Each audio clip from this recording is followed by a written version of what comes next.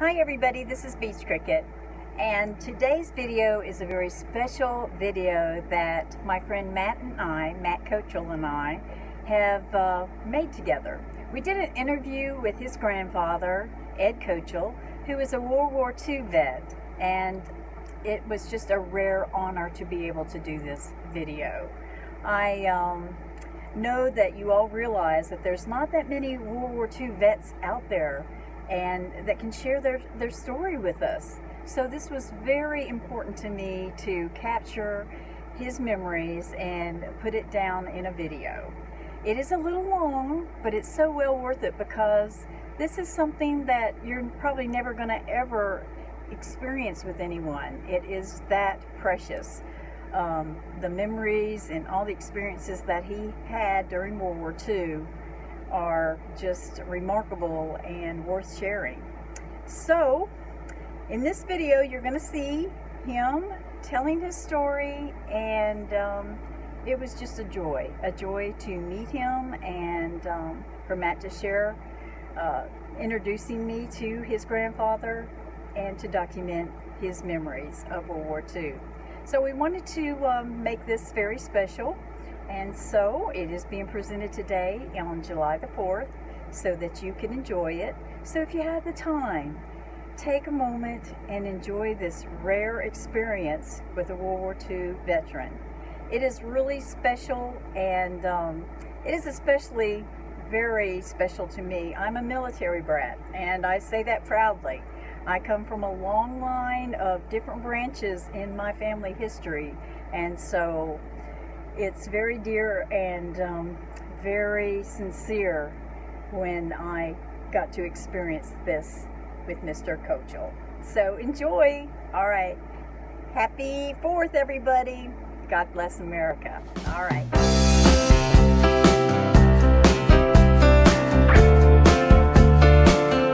Hey everybody. I am just going to be interviewing my grandfather, who is a World War II vet, and he's from the USS Intrepid.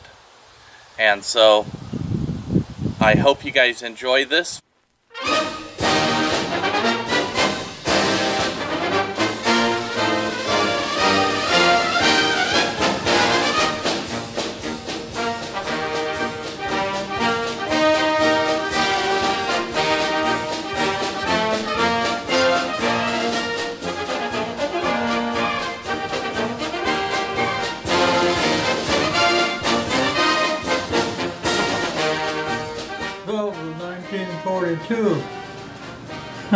Wow, that's a long time ago.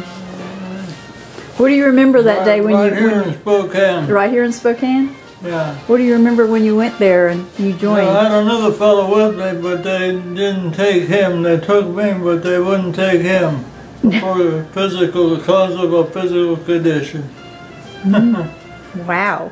Well, I got called to duty a little later than that. Reporter out of Farragut, Idaho. You probably know where Farragut is. North Idaho. For boot camp duty. After I had my boot camp duty, I went into what they call the Seaman Yards for 6 months. We had security of the base. The Marines didn't have anything to do with the security at Farragut. But there were a few there, all right, but not on duty for security. After I left, did my boot camp in my senior security camp, I had a chance to sign up for 3 different kind of professions to go into: hospital corpsman, quartermaster, and gunnery. Well, I found out the hospital corpsman got filled up, so I wouldn't be going into that. So I chose the gunnery. So they came in and picked me up, sent me back to Great Lakes Naval Training Station for school. I was there for about 3 months, and I got back when I left there, the yeoman in charge of the draft that I was on, going on the train, I said, which way do you think we might be going? He said, I think probably the west. He couldn't tell me exactly where we were headed. So when I got to Shoemaker, that was a receiving station for the sailors.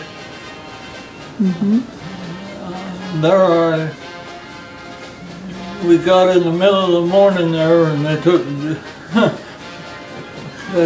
they run to find out if everybody was there. And then it was raining, mud.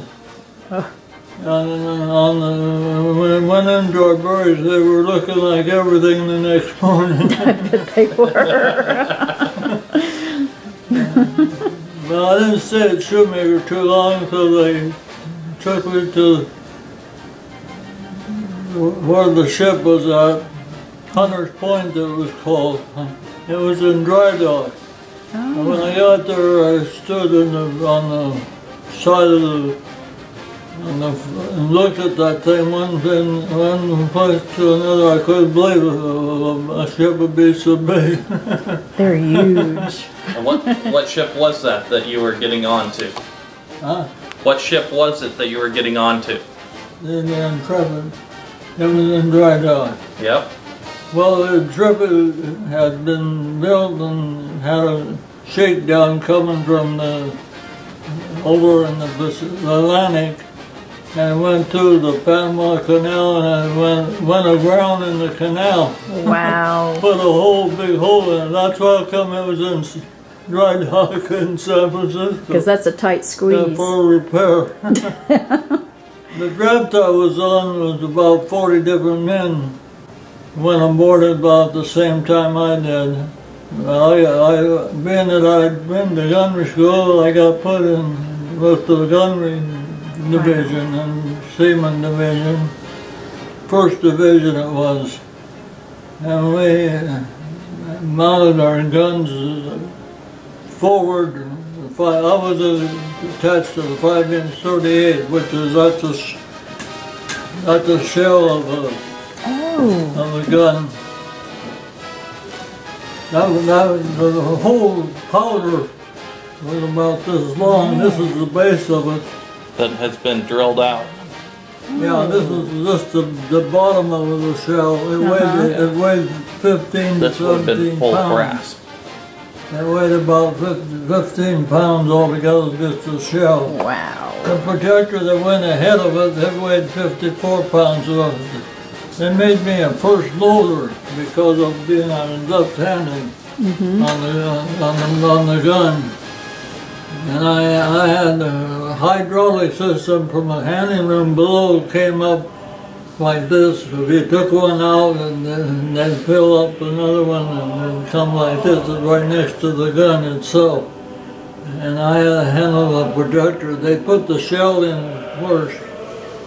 So this went in, yeah, and then there was... Then the projector would be put in after that. Yeah, so this was like a big bullet and I had a shell. ramrod to pull down, And that came and behind it it. went on into the breech of the gun and be ready to fire. Well, we were there in dry dock for quite a little while, but we left there to Pearl Harbor after I first went aboard. First day was pretty kind of rough, getting out of all of The waves. the current getting out of San Francisco Bay. Oh man, I bet it was. I didn't even think about that. It would be because of the Pacific and everything is so choppy. I had to stay outside to keep from getting really sick for a while. I bet so. Seasick. Well, I made it without getting really sick. Took us about 4 days to get over to Hawaii to Pearl Harbor, where we came into. Pretty much the whole Pacific Fleet was at Pearl Harbor at that time. And we were getting ready to make our first move of the war the Marshall Islands. Well, when we got to Marshall Islands, that was quite a little ways away. They already had taken, the Marines and the Navy and the soldiers had taken the island, so we didn't have very much to do, but in the big bay area, the whole fleet was in there at one time, and a lot of ships. And just tell us kind of your memory of what did you feel when you saw all those ships together like that? Oh, it was awesome. I couldn't believe we had so many ships. We did have an awful lot of ships in there. And we spent a few days there anchored there before we made a move to another place. But I was able to, I was playing basketball on the Enterprise that was in there. That was the only ship that was spared when the bombing of Pearl Harbor was the Enterprise. It was a day late of making the trip to Pearl Harbor, or they would have had it in Pearl Harbor too. And had been to an island and dumped off some people, and then the weather got bad and they were delayed, or they would have, if they had left sooner, they probably would have been caught in the bombing of Pearl Harbor. Exactly. So you were playing basketball. I heard you were quite the star in your high school days too. Well, underneath the flight deck, there's a deck covers the same all the length of the ship, and everything. That's where they repair and keep other planes topside. We had three elevators on the ship for planes to be moved. One forward, one on the port side, and that's on the left-hand side of the ship, port side, and then another one in the back. So we had probably around 65 to 70 planes on our ship. Wow, that's an awful lot. I would have been overwhelmed too. Yeah. Well, anyway, after we'd been there just for 2 or 3 days, we departed and headed for our first big battle. They figured it was Truck Island. They figured that the Air Force had gone over taking pictures and thought there wasn't nothing there. Well, we found out different that night. First day. When we got there, we caught an aerial torpedo from the Japanese that evening. But they thought it was one of our own planes coming in for emergency, but they dropped a torpedo and we caught it on the after part of our ship. It knocked out our after steering and heated up one of the props. The carrier that size has 2 sets of screws on each side of the steering of it. Big ones. There's 4 of them to a aircraft of 10 feet each one, each prop. Well, we had to knock down one of them because it overheated from the bomb, from that torpedo. But we were out there going around in circles and going back and forth, you know, till we got control of it. Then we headed back toward Pearl Harbor with 2 others. Destroyers escorting us to get out of the battle area there. Wow. They followed us for a couple of days and then we got back to Pearl Harbor. We had to take everything off that we had that they could use out there to head back to the States. I took in bombs and ammunition like 40 millimeter, 5-inch 38 and like that. These guys right the here. Shell and ammunition. We unloaded it all there before we headed back to Pearl Harbor. 100 Point for repair. That had to be really, really something to go through. Jeez. Then when we started, after we got all that thing done and fixed up, we headed back again out there. And we made big news by putting fire trucks and buses and 2 or 3 planes on the flight deck and to take back over to Pearl Harbor on the ship. It was covered with things that they could use over there. Mm-hmm. So they used you like a big cargo ship. Yeah, we were. Yeah, we were. Yeah, we were transporting a lot of stuff. That's pretty cool. A lot of vehicles. And they took a picture of that and it made quite the news of us being covered with all with the buses and the fire trucks and the planes on covered the flight deck. They had to secure them down so they wouldn't be moving around. Yeah. That's a lot on that ship. Oh yeah. Yeah. That had to be something. Is there a picture of that? There is. Oh, I'll have to see that. Well, the next big engagement was in the Philippines for us. I think we might have hit another place before we hit Philippines, though. But we got to the Philippines, and I was in both Philippine 1 and 2 battles.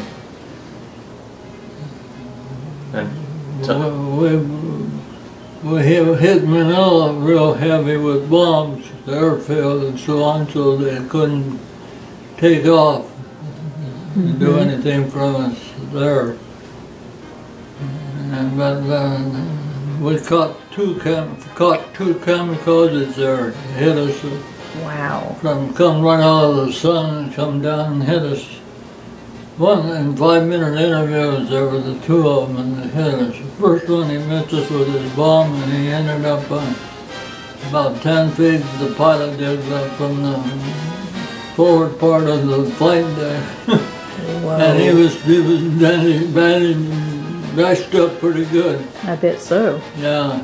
Gosh. And they were trying to revive some fellows on the crew on the ship.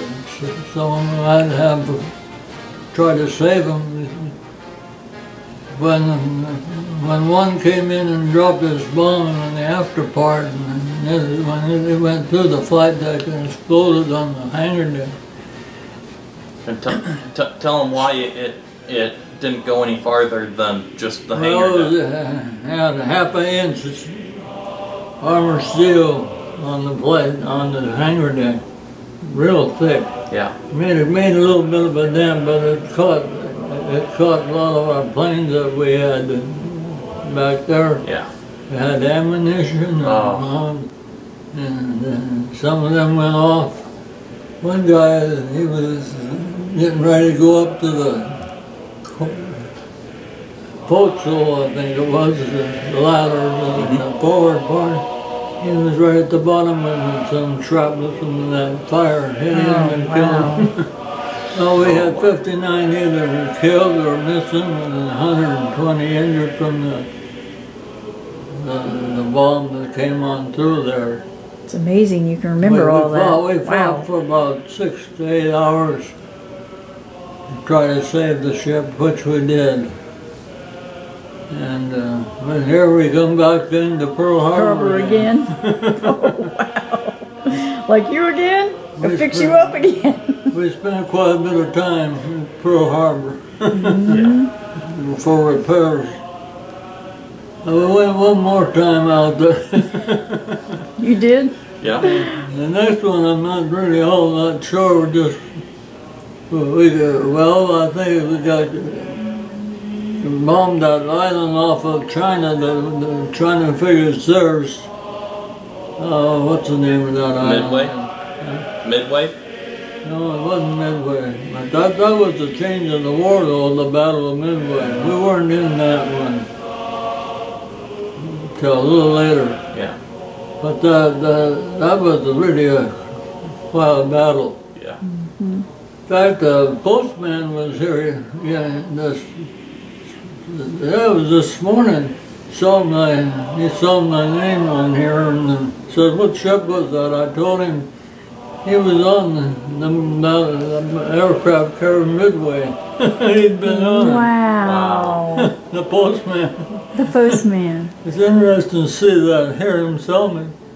I asked him how many men did you have on there. He figured about 9,000. We had only 3,000 on our ship. It was a pretty good size, a little bigger than the Intrepid size. Wow. So that kind of tells you the size of the carriers as they've grown. The Intrepid was actually one of the most advanced aircraft carriers of its time during World War II. Just so that you guys realize how much larger aircraft carriers have gotten. Well, you know, we had 4 different groups of task forces. There were 4 of them, and about each task force had around 18 ships. And 3 of them would be in battle, and 1 would be in taking bombs and ammunition and fuel. And they had a place called Wwii out there that they could come in and have a little refreshment for a little while, for a couple of days maybe before we'd start on. Well, we came into Wwii after we'd been in the battle and had a couple, 3 days of refreshment. But you know, while we were there, we heard about another plane coming in, thought it was a carrier. And they came in and drove down on it where they had lights and stuff. It wasn't a ship at all. They hit the land. Oh, wow. They missed 1 or 2 ships. They made a mistake. They made a big one. But yeah, after that, I think we headed for. Well, there's more North Philippines and the Southern Philippines. The Southern Philippines, we had a skipper that got transferred to a task group, and he was in charge. He was an admiral. He was hunting for help down in the southern part of the Philippines. So they figured we headed down there to try to be of help to him. Well, they had done a pretty good job as far as from guns on battle wagons and cruisers, you know, that type of fighting. There wasn't much of that being done, and it was P-boats between the northern Philippines and the southern Philippines. There's quite an area there that the Japanese were hiding in there. And when they came out, those P-boats, PT boats were taking them down and hitting them with their torpedoes pretty much. Yes. So we didn't really have an awful lot when we got down there to do, but we got down there to help that admiral who had been a skipper. He had a little small fleet down there to try to, but they didn't have to do much. We took care of them pretty good out in between the PT boats. Well, then after we left there, I think we headed for, I'm trying to think of that island that we have pretty sure we had control over out there. I can't think of it right offhand. I know which island you're... Oh, Guam. Yeah, Guam. Yeah, we headed for Guam. And while we were in Guam, we had a storm hit us fairly well. And we had to leave and head for the LOC to get away from the storm to help protect us. I saw waves before we got there. I saw waves that were coming up a third of up on the flight deck here. Wow, that's huge. They were huge waves. Wow. So we made it out of there and got into, not quite into the Red Sea, but we were in an area where there wasn't so much storm. And then when we did, after that was over, we went in, they did put us into the LC to stand by for the Army and the Marines to hit Korea. And the Koreans were going crazy about the Americans were what they were doing there. The civilians were all waving American flags. The pilots were seeing all this flying over them. They were so happy to see the Americans in there to protect them. I bet you felt really great seeing that too. But after we left there, we went back to Guam, and then we headed, they got orders to go to the Japan signing of the armistice. We were scheduled to, but they changed our orders and kept it. We were supposed to have been one of the first ships in there, but they didn't. We weren't there for the signing until later. We did get into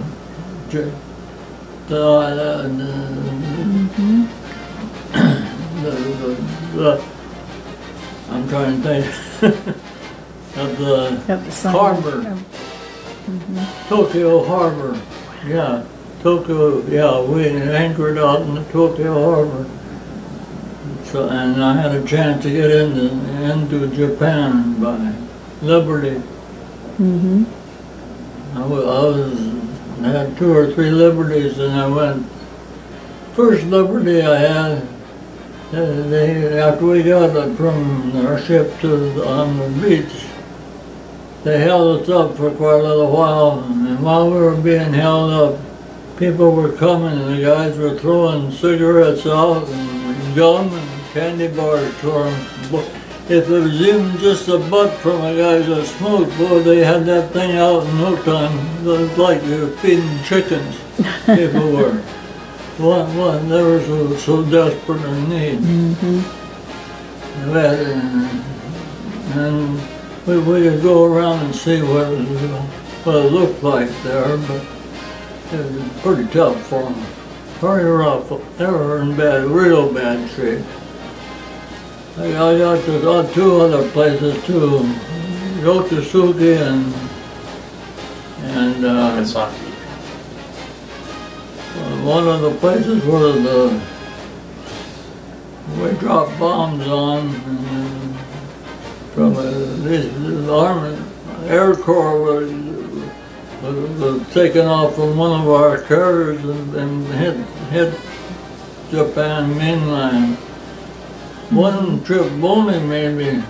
Some of them didn't get back to they had to crash these planes, our own. Wow. Didn't make it, but they did hit Japan with some bombs.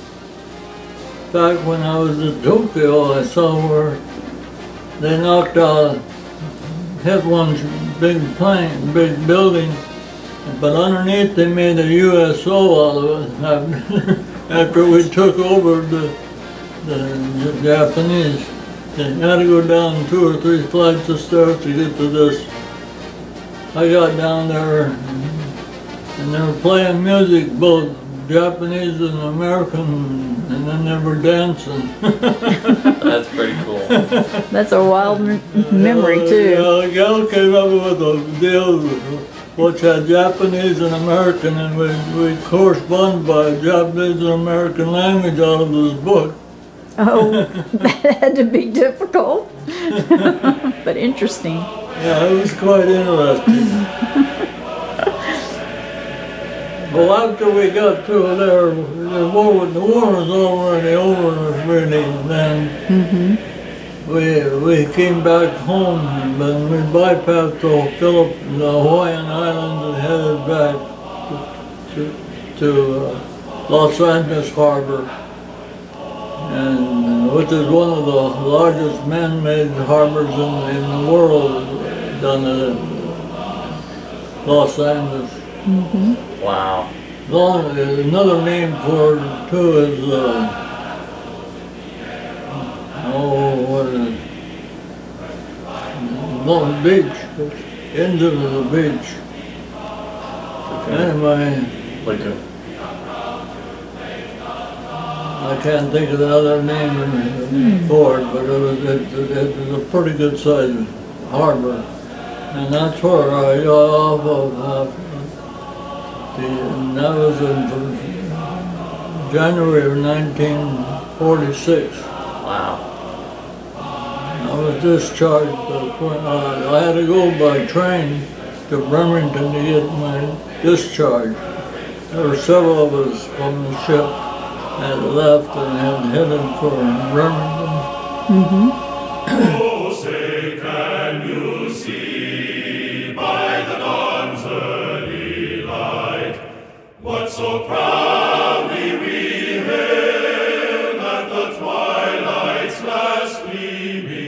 whose broad stripes and bright stars through